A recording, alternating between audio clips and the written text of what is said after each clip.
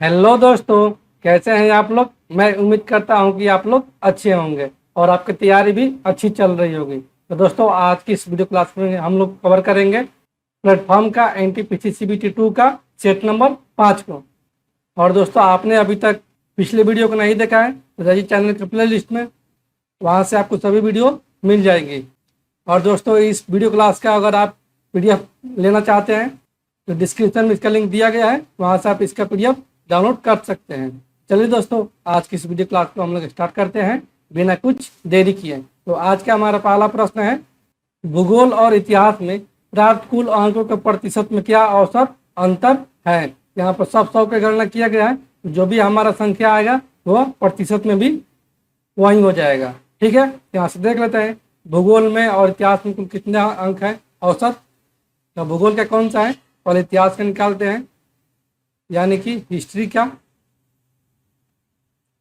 History में कितना है, यू में है पहले 75 है, दूसरे में कितना है 63 है, और तीसरे में 80 है, और चौथे में 72 है। और इनका औसत निकाल देंगे कि 4 से भाग दे देंगे, ये हमारा हो जाएगा 5 3 8 और 2 10, फिर 0 हासिल 1, ये 8 8 16, 16 और 6 22, 22 और 7 29, 290 बटे में 4। इसका कितना हो जाएगा दोस्तों औसत, ये हो जाएगा 7 चौक 28, 1 4 दूनी 8 और 4 5 20, यानी कि 72.5% जो हो गया वो हिस्ट्री का औसत हो गया। भूगोल का यानी कि ज्योग्राफी का कितना है, ज्योग्राफी का यू में पहले 80 है, और बी में 87 है, और तीसरे में 70 है, और चौथे में 75 है, और बटे में कर देंगे 4।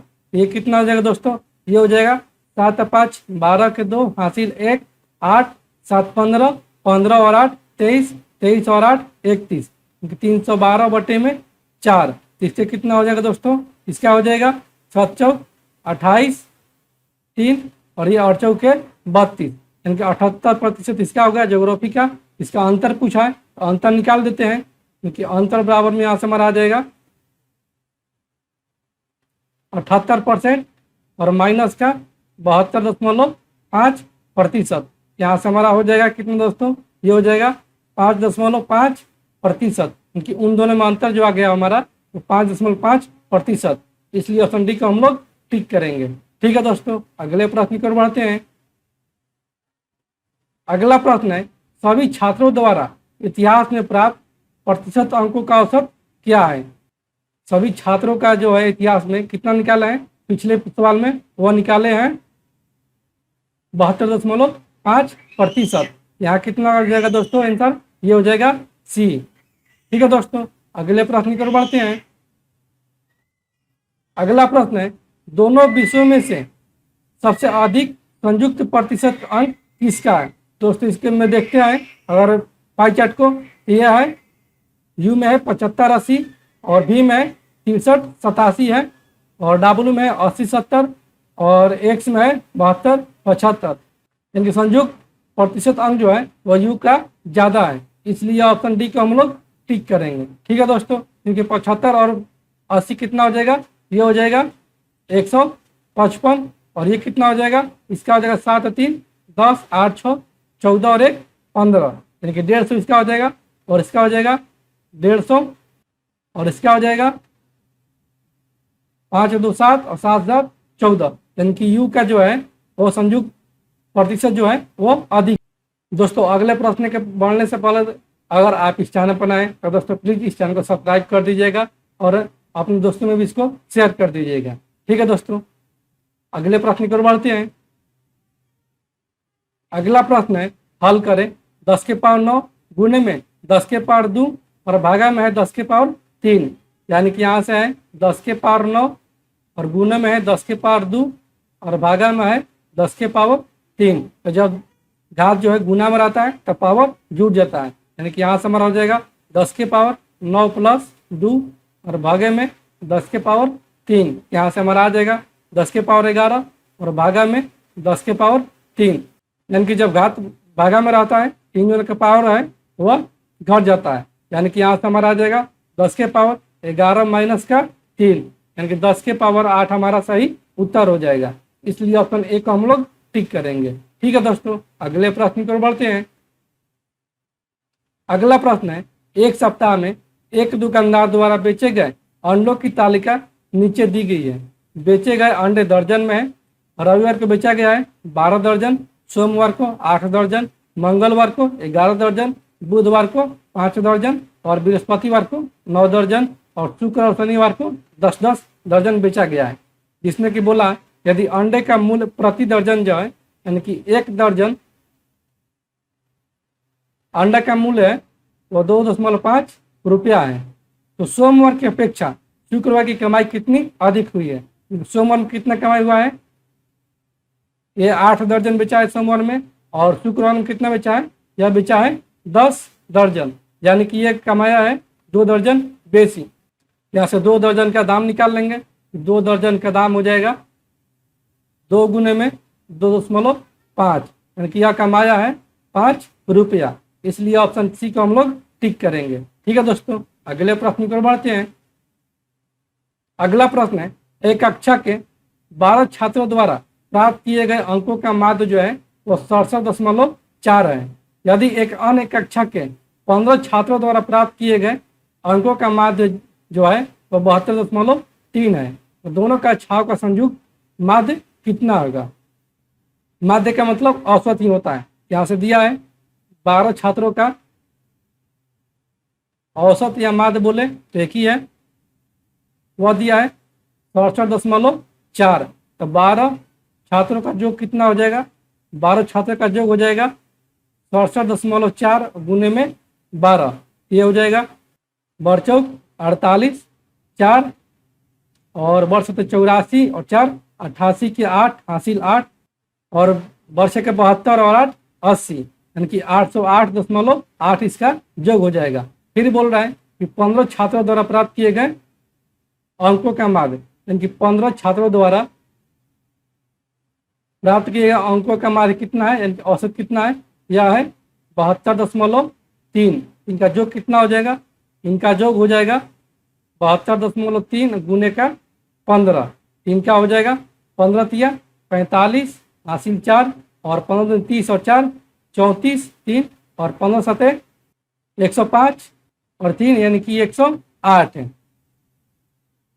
ये हो गया 1084.5। यहाँ से दोनों संयुक्त का माध्य निकाल लेंगे। तो यहाँ से दोनों का छाव का संयुक्त माध्य निकालना है, तो पहले इनको दोनों का छाव का योग निकाल लेंगे। दोनों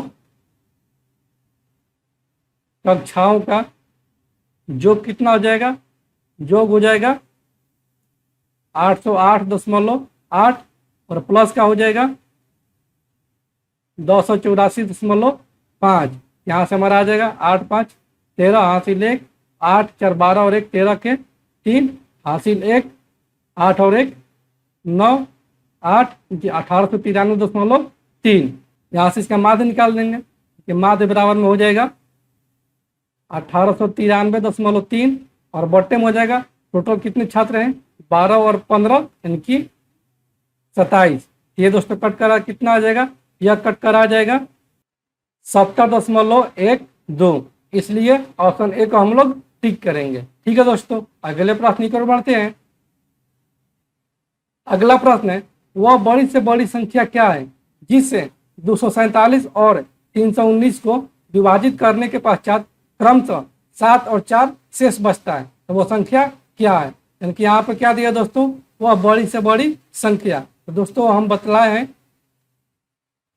कि जब भी बड़ी से बड़ी संख्या बोल दे तो इन सभी संख्याओं का एसेप निकाल देना है। इनके पहले में कितना बच रहा है शेषफल, यह बच रहा है 247 से विभाजित किया जाता है, यह बच रहा है शेषफल 7 है, और 319 से विभाजित किया जाता है, यह शेषफल बच रहा है 4। क्योंकि वास्तव में संख्या कितना हो जा रहा है, यह है 240 और यह है 315। तो इन दोनों का एसेप निकाल लेंगे, यानी कि 240 और 315 का एसीएफ हो जाएगा। इसे कितना हो जाएगा एसीएफ निकाल लेते हैं, 240 और 315 एक बार में जाएगा, ये चला जाएगा 240 क्योंकि 5 और 11 में से 4 जाएगा 7, और इसको कर देते हैं 240। ये 3 बार में कट जाएगा, 3 बार में जाएगा, 5 तिहाई 15, 17 21 और 1 22। यहाँ से हमारा आ जाएगा 25 और 15 40, 15 आ गया।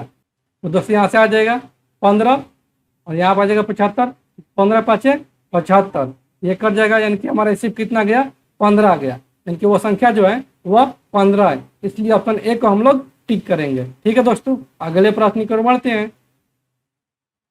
अगला प्रश्न है 12,000 रुपये का 1 वर्ष के लिए 10% प्रतिवर्ष चक्रवृद्धि ब्याज की दर से चक्रवृद्धि ब्याज क्या होगा, जबकि ब्याज जो है वह छमाही संयोजित होता है।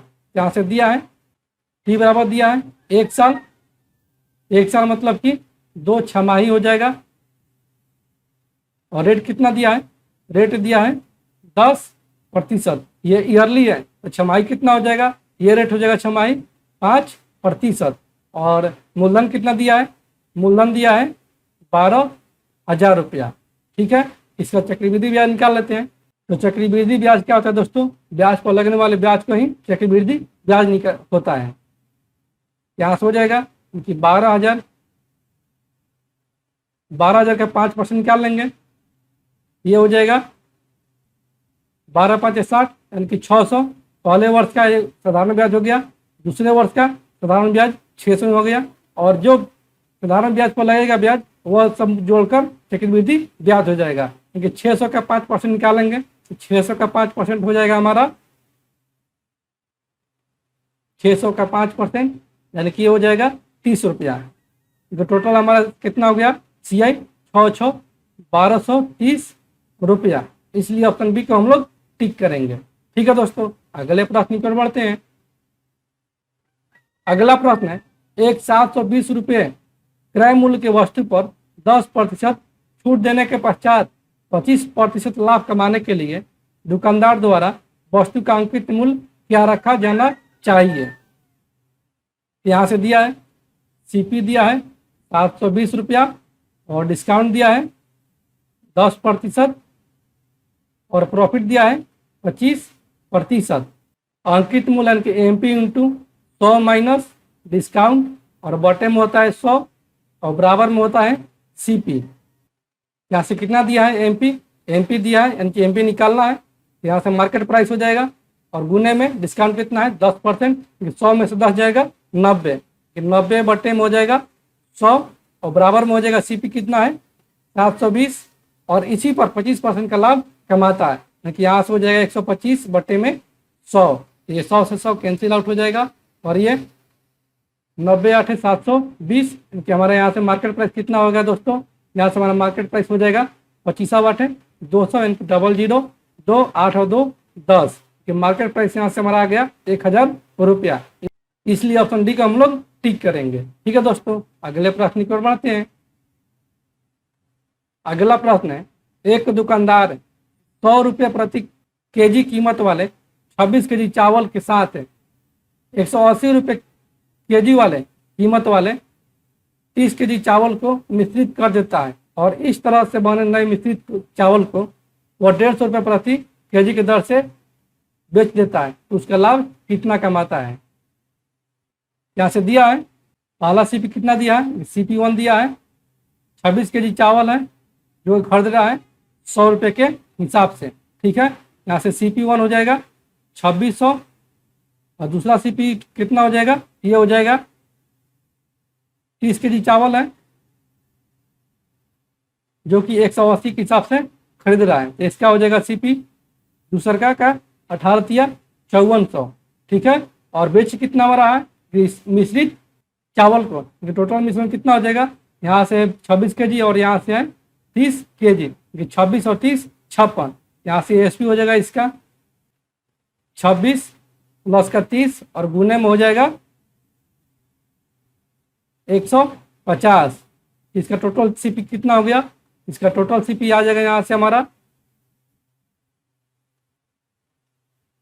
2600 और प्लस का 5400, यानी कि 00 6 4 10 5 2 7 और 1 8। इसका आ गया टोटल CP 8000, और यहाँ से इसका टोटल SP कितना आ जाएगा, ये हो जाएगा 26 30 56 और गुने में हो जाएगा 150, यानी कि इसका एसपी आ जाएगा 0, 15 छक्का 90, 0 यानी कि 9, 15 पच्चे 75 और 9 84, इसका आ गया एसपी 8400। तो कितना का लाभ कमा रहा है वो दोस्तों? वो कमा रहा है 8400 में से 8 जाएगा, उसका लाभ हो जाएगा 400 का, क्योंकि 400 का लाभ कमा रहा है। और किससे लाभ कमा रहा है? 8000 से, और गुने में हो जाएगा 100, इसका प्रॉफिट परसेंट यहाँ से निकल जाएगा। यहाँ से 2 जीरो से 2 जीरो कैंसिल आउट, और ये 1 जीरो से 1 जीरो कैंसिल आउट, और ये 4 दूनी 8 और ये 2 पाँचे 10, यानी कि उसका प्रॉफिट परसेंट जो आ गया वो आ गया 5%। इसलिए ऑप्शन डी को हम लोग टिक करेंगे। ठीक है दोस्तों, अगले प्रश्न की ओर बढ़ते हैं। अगला प्रश्न है, दो पात्रों ए और बी में स्पिरिट और पानी का अनुपात जो है वो क्रमशः 5:2 और 7:6 है। इन दोनों पात्रों में से प्रत्येक मिश्रण को किस मात्रा में मिलाया जाए कि ताकि नए मिश्रण में स्पिरिट और पानी का अनुपात 3:2 हो जाए। दोस्तों इसको पिछले वीडियो में बतलाए थे कि किसी एक को ले लेना है या स्पिरिट या पानी को और उसके एलिगेशन मेथड पर बना देना है। तो आज इसको पानी को बनाते हैं, क्योंकि पानी कितना है पहले में पानी है 2 और टोटल मिश्रण कितना है 5 और 2 7 है, और दूसरे में कितना पानी है 6 है, और टोटल मिश्रण कितना हो जाएगा इसका 7 और 6 13, और मिलाना कितना है 3:2 में, क्योंकि पानी को मिलाना 2 में और टोटल मिश्रण कितना है 5 है। इस एलिगेशन मेथड पर बना देंगे। ये हो जाएगा 6/13 और माइनस का हो जाएगा 2/5, और ये हो जाएगा 2/5 और माइनस का हो जाएगा 2/7। इसका दोस्तों कितना हो जाएगा 7 5 35, इसका एलसीएम हो जाएगा, और ये 5 यानी कि 7, 7 दूनी 14 और माइनस का हो जाएगा यह 7 5 35 यानी कि 5 दूनी 10, यानी कि इसका आ गया 4/35। और दोस्तों इसका कितना हो जाएगा, इसका हो जाएगा 65, इसका एलसीएम हो गया, ये हो जाएगा 13 5 65, इनके 5 छक्के 30 और माइनस का ये 13 5 65, इनके 13 और 13 दूनी 26, इसका आ गया दोस्तों 4/65। इसको अनुपात निकाल लेते हैं कि एक ठो का है 4/65 और दूसरे का है 4/35। ये 4 से 4 कैंसिल आउट, ये 3 गुना हो जाएगा, यानी कि यहाँ से हमारा आ जाएगा अनुपात 35:65, यानी कि यहाँ से हो जाएगा 7 5 35 और 13 5 65, क्योंकि वो अनुपात जो है जो 7:13 है। इसलिए ऑप्शन सी को हम लोग टिक करेंगे। ठीक है दोस्तों, अगले प्रश्न की ओर बढ़ते हैं। अगला प्रश्न है, एक नाव की स्थिर पानी में चाल जो है वो 15 किलोमीटर प्रति घंटा है, और पानी की धारा की चाल जो है वो 3 किलोमीटर प्रति घंटा है। धारा की दिशा में 12 किलोमीटर नाव ले जाने पर वो कितना समय लगता है? यानी कि दिया है नाव की चाल दिया है 15 किलोमीटर प्रति घंटा, और धारा की चाल दिया है 3 किलोमीटर प्रति घंटा। तो बोल रहा है कि धारा की दिशा में, तो धारा की दिशा में जाएगा तो दोनों का चाल जुड़ जाएगा, क्योंकि इसका रिलेटिव स्पीड जो हो जाएगा वो हो जाएगा 15 प्लस का 3, और कितना दूरी तय करना है 12 किलोमीटर का। कितना टाइम लग रहा है यही निकालना है। 15 3 18 बराबर में 12/t, क्योंकि ये 6 दूनी 12 और ये 6 3 18, क्योंकि टी बराबर यहाँ से हमारा आ जाएगा 2/3 घंटा। इसको मिनट में बदल देंगे, 7 से गुना कर देंगे, ये हो जाएगा 20 × 60, क्योंकि यहाँ से टी हमारा आ गया 40 मिनट। इसलिए ऑप्शन ए को हम लोग टिक करेंगे। ठीक है दोस्तों, अगले प्रश्न की ओर बढ़ते हैं। अगला प्रश्न है, एक 200 मीटर लंबी रेलगाड़ी जो है वो 40 किलोमीटर प्रति घंटा की रफ्तार से गतिशील है। समय की गणना सेकंड में की जाती है, तो विपरीत दिशा में आती हुई 50 किलोमीटर प्रति घंटा की रफ्तार से गतिशील एक दूसरी जो है रेलगाड़ी वो 150 मीटर लंबी रेलगाड़ी से मिलने पर वह उसे कितने सेकंड में पार कर लेगी? क्योंकि पहली रेलगाड़ी की जो चाल है वह है 40 किलोमीटर प्रति घंटा है, और इसकी लंबाई कितना है? लंबाई है इसका 200 मीटर, और दूसरी कितना है लंबाई? दूसरी की लंबाई है, दूसरी की चाल है 50 किलोमीटर प्रति घंटा, और इसका लंबाई है 150 मीटर। और समय को गणना करना है सेकंड में, यानी कि इसका रिलेटिव स्पीड कितना हो जाएगा। ये दोनों विपरीत दिशा में चल रहे हैं, इनका रिलेटिव स्पीड जो हो जाएगा वह जुड़ जाएगा। ये हो जाएगा 40 और प्लस 50 और बराबर में हो जाएगा, दोनों रेलगाड़ी जो है वो अपने के एक दूसरे के लंबाई के बराबर पार करेगी, यानी कि ये हो जाएगा 150 और प्लस क्या हो जाएगा 200 और बटे में टी हो जाएगा। ये कितना हो जाएगा, ये हो जाएगा 90 किलोमीटर प्रति घंटा है, इसको मीटर प्रति सेकंड में बदलेंगे, यानी कि 5 बटे में 18 से गुना कर देंगे और बराबर में हो जाएगा 150 और 200 यानी कि 350 और बटे में टी। ये 18 पाँचे 90 हो गया, यानी कि 25 बराबर में यहाँ से हमारा आ जाएगा 350 बटे में टी। ये कट जाएगा 5 25 और ये 7 पाँचे 35 और ये 14 पाँचे 70, टी बराबर यहाँ से हमारा आ जाएगा 14 सेकेंड। इसलिए ऑप्शन सी को हम लोग टिक करेंगे। ठीक है दोस्तों, अगले प्रश्न की ओर बढ़ते हैं। अगला प्रश्न है, विभाग ए और बी के विद्यार्थियों का अंकों का औसत जो है वो क्रमशः 60 और 70 है। विभाग ए में विद्यार्थियों की संख्या जो है वो 47 और विभाग बी में 53 है, तो दोनों विभागों का एक साथ औसत कितना है। यानी कि विभाग ए का कितना है औसत 60 है और विभाग ए में कितने विद्यार्थी हैं 47 है, इनकी 47 विद्यार्थियों का औसत जो है वह है 60। इनका योग कितना हो जाएगा, इनका योग हो जाएगा 45 गुने में 60, यानी कि 0 7 6 42 के 2 4 और 24 और 4 28, यानी कि 2820 47 विद्यार्थियों का योग हो जाएगा। और उसी प्रकार विभाग बी में कितने हैं विद्यार्थी, वह है 53, यानी कि 53 का औसत दिया है 70। इनका योग कितना हो जाएगा, इनका योग हो जाएगा 70 गुने में 53, यानी कि 0 70 21 की 1 2 7 5 35 और 2 37, यानी कि 3710। तो संयुक्त इसका योग निकाल लेंगे। संयुक्त योग कितना हो जाएगा, यह हो जाएगा 2820 और प्लस क्या हो जाएगा 3710, यानी कि टोटल हमारा योग आ जाएगा ये 30 हो जाएगा। 8 7 15 3 2 5 और 1 6, यानी कि 6530 आ गया। तो औसत निकाल लेंगे। औसत बराबर में होता है कुल परिणामों का योग और बटा में होता है कुल परिणामों की संख्या। तो हमारा योग कितना गया है 6530 आया है और परिणामों की संख्या इनकी विद्यार्थियों की संख्या कितना है वह है 47 और 53, यानी कि 100। यहाँ से हमारा औसत हो जाएगा 65.30, इसलिए ऑप्शन बी को हम लोग टिक करेंगे। ठीक है दोस्तों, अगले प्रश्न की ओर बढ़ते हैं। अगला प्रश्न है, एक सीढ़ी एक दीवार के शीर्ष तक पहुंचती है। सीढ़ी का आधार जो है वो दीवार के आधार से 8 मीटर दूर है और सीढ़ी जमीन से 60 डिग्री के कोण बनाती है। तो सीढ़ी की लंबाई क्या है। मान लेते हैं कि ये भी हमारा एक दीवार है और एसी हमारा एक सीढ़ी है।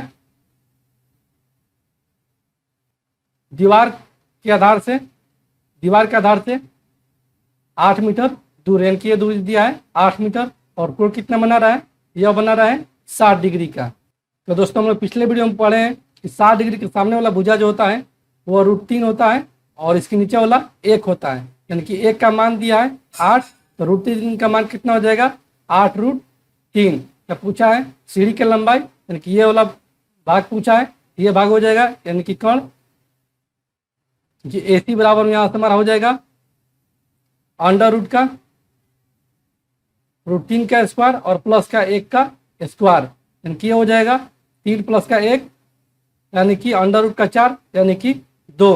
तो एक बराबर कितना हमारा है 8 है, यहाँ से 2 बराबर निकाल लेंगे, 2 बराबर में हो जाएगा 8 दूनी 16। सीढ़ी की लंबाई जो आ गया वो आ गया 16 मीटर, इसलिए ऑप्शन बी को हम लोग टिक करेंगे। ठीक है दोस्तों, अगले प्रश्न की ओर बढ़ते हैं। अगला प्रश्न है, नदी पर बने पुल एक बिंदु से नदी के दोनों विपरीत किनारों पर अवनमन कोण जो है वो 60 डिग्री है और 45 डिग्री है। यदि पुल नदी तट से 3 मीटर की ऊंचाई पर है तो नदी की चौड़ाई कितनी है।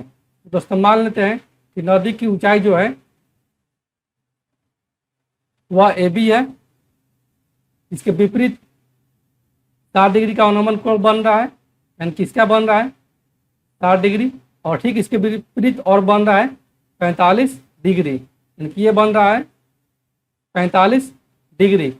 और यदि पूर्ण नदी के तट से 3 मीटर की ऊंचाई पर है, यानी कि इसका मान जो दिया है वह दिया है 3 मीटर। पिछले साल में हम लोग सॉल्व किए हैं कि कोण के सामने वाला भुजा जो होता है वो होता है √3, 60 के सामने वाला भुजा और नीचे का होता है 1, और ये होता है 45 के सामने वाला 1 और ये भी होता है 1। ये है √3 गुना, इसको भी होना पड़ेगा √3 गुना, ये हो जाएगा √3।